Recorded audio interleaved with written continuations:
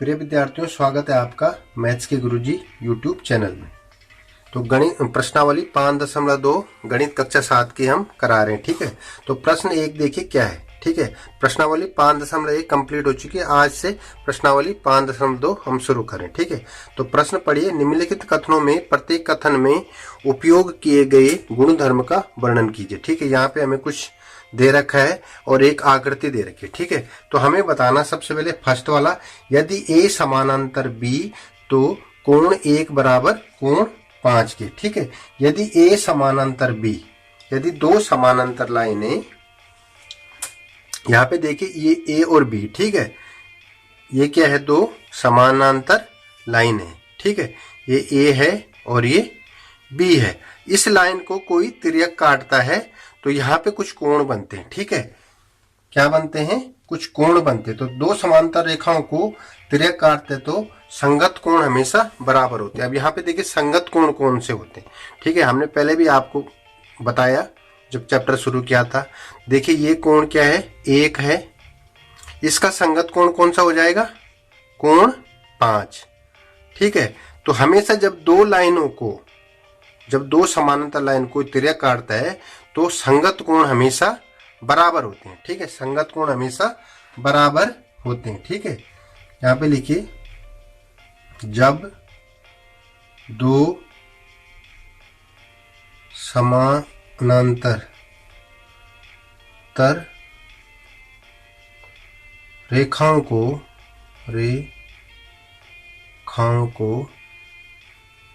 तिर्यक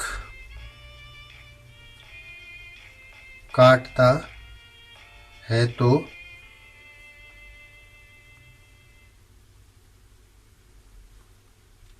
संगत कोण बराबर होते हैं। ठीक है, बराबर होते हैं। जब दो समांतर रेखाओं को तिर्यक काटता है, जब दो समांतर रेखाएं ये है, ये कोई तिर्यक काटता है तो संगत कोण हमेशा क्या होते हैं, बराबर होते हैं। ठीक है, ये कोण इस कोण के बराबर होगा, संगत कोण ये होता है। ठीक है, और यही कोण इस आकृति में, यही कोण बराबर नहीं हो रहा बल्कि ये भी दो कोण इसके बराबर है। किसके, 6 के। ठीक है, ये वाला 4 वाला इसके बराबर है, ये 7 है, यहाँ पे 4 वाला इसके बराबर है और ये 3 वाला इसके बराबर है। क्यों, ये संगत कोण है। ठीक है, तो संगत कोण जब दो समानांतर रेखाओं को कोई तिर्यक काटता है तो यहाँ पे जो संगत कोण बन रहे हैं वो हमेशा बराबर होते हैं। ठीक है, तो इसीलिए यदि ए समांतर बी तो कोण 1 बराबर कोण 5, तो कोण 1 बराबर कोण 5 के होगा। ठीक है, इस तरह से ये बना हुआ है, ये देखिए ये। ठीक है, तो ये 5 है ये वाला। ठीक है, और ये आपका 1 है।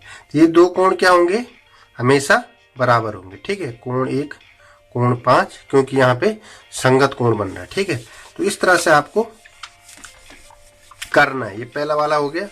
अब देखिए सेकंड वाला, यदि कोण 4 बराबर कोण 6 तो ए समानांतर बी। कोण 4 कहाँ है, देखिए कोण 4 यहाँ पे है और कोण 6 कहाँ पे, कोण 6 यहाँ पे। ठीक है, कैसा बना है, देखिए पूरा जेड की आकृति का बना है। ठीक है, ऐसा। तो ये जो कोण है 4 और ये कोण 6, ये भी समानांतर होंगे। क्यों होंगे, कि ये दोनों लाइन देखिए को ये ऐसी काट रही है। ठीक है, ये कोण 4 है, ये कोण 6, ये कोण भी क्या होते हैं, एकांतर कोण होते हैं। ठीक है, तो ये कोण भी क्या होंगे, समान होंगे। तो हम लिखेंगे कोण 4 बराबर कोण 6 एकांतर कोण है, इसलिए ए समानांतर बी।